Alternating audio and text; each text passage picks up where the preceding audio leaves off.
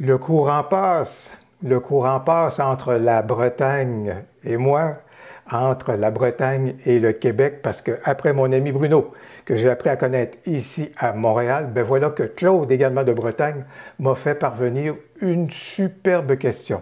Parce que Claude est présentement en repérage pour un boîtier petit capteur pour prendre le relais de son Canon 6D Mark II. Alors, Claude est en train de faire le même mouvement migratoire que j'ai fait il y a quelques mois et il me demandait mon avis sur 5 modèles de boîtiers petit capteurs qu'il a identifiés. Ce sont de superbes propositions, de superbes hypothèses et je vous fais part à vous, tout comme j'ai pu faire part à Claude, de mes éléments de réponse. Voilà donc ce que je vous propose maintenant.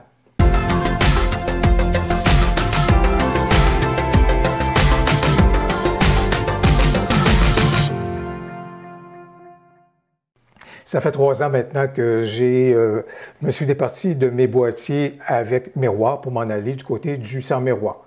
Et j'ai fait le choix au niveau plein capteur EOS R. Petit capteur, je me suis tourné initialement vers le Canon M50, mais là, vous voyez l'impasse au niveau de la monture M. Voilà pourquoi, plus récemment, j'ai donc fait l'acquisition d'un boîtier petit capteur du côté de Fuji, le Fuji XS10. Plus récemment encore, j'ai aidé mon ami Paul à faire un choix au niveau d'un boîtier petit capteur parce qu'elle aussi voulait se départir de ses boîtiers avec miroir pour s'en aller du côté d'un boîtier petit capteur sans miroir. Alors, lorsque la question de Claude est arrivée, il me posait la question, je souhaite migrer et m'en aller vers quelque chose de plus léger que mon Canon 6D Mark II. Alors, j'étais donc en pays de connaissance par rapport à ça. J'avais le 5D Mark III. Alors, je veux m'en aller, m'éloigner du 6D Mark II. Qu'est-ce que vous me suggérez? Et Claude a fait un bon magasinage parce qu'il a identifié 5 belles hypothèses. Le Fuji XS10, le Nikon Z50, le Panasonic Lumix G9, l'Olympus M10 Mark IV et le Sony A6600. 5 très belles hypothèses qui ont une caractéristique commune et c'est pourquoi je pense que Claude a regroupé ces 5 hypothèses-là. Alors, il m'a demandé mon avis au sujet de ces hypothèses. Je partage donc avec vous les informations dont je lui ai fait part récemment. Vraiment, on se retrouve dans ce cas-ci au niveau des données techniques pour les 5 hypothèses dans le même registre. Capteur APS-C pour ce qui est de Fuji, Nikon et Sony, tandis qu'on a un capteur 4 tiers pour ce qui est de Olympus et Panasonic. 26 mégapixels, 22, 22, 22, 25. Dans le même registre, crop 1.5, 1.5, 2 fois pour ce qui est Olympus et Panasonic et 1.5 pour ce qui est de Sony. Les gens qui font de la photo animalière vont bien aimer souvent le crop 2 fois à ce moment-là. Ça permet d'éviter des adaptateurs et des multiplicateurs. Le viseur optique, le viseur électronique chez les 5. Et voilà donc le dénominateur commun peut-être qui gouvernait le regard de Claude. Alors chacun a un viseur électronique. On n'a pas juste l'écran de visée avec l'écran arrière. Au niveau de l'autofocus, 3 des 5 sont un petit peu plus contemporains au niveau de la technologie d'autofocus. Phase détection chez Fuji, Nikon et Sony, tandis qu'on est avec un autofocus par contraste avec Olympus et Panasonic. Au niveau du poids, vous le voyez, on n'est pas nécessairement dans des poids plumes, mais c'est des poids qui sont très raisonnables. 415 grammes, 395, 335, 579 et 400 grammes. Au niveau des prix, vous voyez, la palette va grosso modo.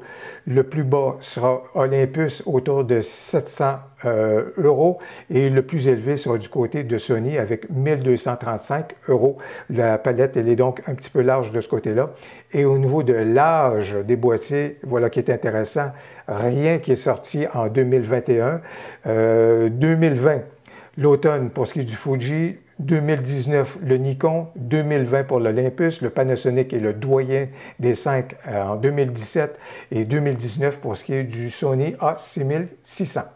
Rapidement, du côté des ISO et de même qu'au niveau des rafales, on est encore une fois dans le même registre, je vous dirais.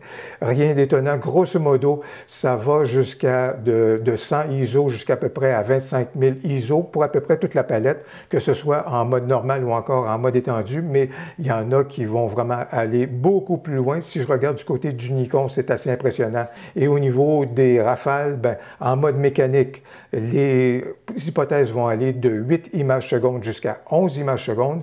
Et si on y va du côté électronique, à ce moment-là, pour la plupart, on va se retrouver autour de 20 images secondes. Un élément qui est important à tenir en ligne de compte quand on fait du magasinage, outre les données techniques au niveau des appareils, vous allez voir, il y a des éléments subjectifs qui vont arriver dans un instant, mais un considérant important, c'est le marché des optiques qui vient avec chacune des familles de boîtiers qui sont là.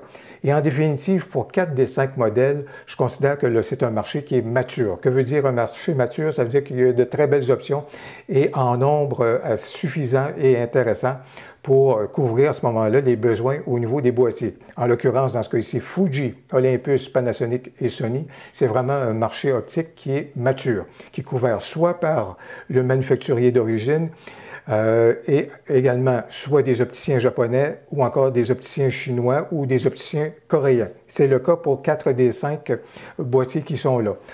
La difficulté est peut-être du côté du Nikon Z50 parce que l'offre pour ce qui est de la monture Z, bien sûr, il est là, mais il est surtout là pour ce qui est des objectifs plein capteur. Que ce soit du côté de Nikon, manufacturé par Nikon, encore que ce soit côté japonais, coréen ou encore chinois, les optiques qui sont là sont pour le plein capteur. Il y a peu d'optiques qui sont faites pour ce qui est du petit capteur, donc avec l'extension DX, je vous dirais, dans l'appellation donc de l'objectif. Alors, là-dedans, de ce côté-là, je vous dirais que du côté du Nikon Z50, actuellement, on se retrouve du côté de Nikon avec 3 ou 4 optiques pour petit capteur. Et je vous dirais que là, ici, de ce côté-là, c'est un peu mince. Mais pour les 4 autres, là, vraiment, là, c'est un beau marché d'optique et qui va nous permettre également d'aller chercher de belles occasions sur le marché de l'usager. Jusqu'à maintenant, c'était surtout des données objectives et techniques que j'ai partagées avec vous, sauf mon regard un peu sur le marché de l'optique. Mais ce qui va vraiment amener une démarcation entre les modèles, c'est votre appréciation subjective de certains des éléments qui sont là et peut-être que vous allez vouloir, dans les commentaires, en rajouter d'autres. Par exemple, quel est le domaine photographique que vous pratiquez? Selon les domaines, il y a des boîtiers qui sont là, qui ont des vocations, qui ont des vocations ou des paramètres qui peuvent davantage vous convenir que pour d'autres domaines. Par exemple, si on est dans le domaine de la macrophotographie, je sais que les gens en macrophotographie vont beaucoup apprécier Olympus à cause d'une fonction qui est très intéressante, le focus stacking qui est réalisé dans le boîtier. Si on fait de la photo animalière, on va peut-être aimer justement avoir un crop 2 fois que nous proposent les boîtiers de Olympus ou encore de Panasonic. On va peut-être l'apprécier parce qu'à ce moment-là, avec le crop 2 fois, ça nous permet de zoomer davantage avec les optiques qu'on a vers notre sujet. Ça évite des fois de recourir à des multiplicateurs de focale. Autre élément, prise en main, l'ergonomie du boîtier. La sensation en main. Est-ce qu'on a besoin d'un renflement pour bien sentir le boîtier ou on est tout à fait à l'aise avec un boîtier qui est beaucoup plus lisse? Il y a une démarcation justement au niveau des boîtiers qui sont là. La position, l'ergonomie des boutons qu'on manipule. Qu'en est-il? Allez-y. La convivialité des menus venant de Canon, où est-ce que les menus sont vraiment très clairs, c'est reconnu dans l'industrie, bien là, lorsqu'on s'en va vers d'autres menus, ça peut être un petit peu plus compliqué, ça peut être un apprivoisement qui peut être un petit peu plus exigeant. Déjà, moi, du côté de Fuji, là, je dois vous dire que j'ai à apprendre. Quand je suis allé du côté de Nikon, j'ai retrouvé une clarté de menu qui était vraiment fort intéressante. C'est connu que du côté de Sony, les menus sont un petit peu alambiqués. Bref, plongez dans les menus pour voir qu'est-ce qui vous convient. Le marché de l'usager, je le mentionnais là quelques instants, qu'en est-il au niveau des possibilités qui sont là? Et dernier élément, allez donc regarder du côté des tutoriels en ligne pour apprendre les paramètres, pour vous aider à vous familiariser avec les appareils. Allez jeter un coup d'œil. Si vous êtes intéressé par le Panasonic ou par l'Olympus ou encore par le Nikon, qu'en est-il des tutoriels que vous allez retrouver en ligne? Est-ce qu'ils sont en nombre suffisant?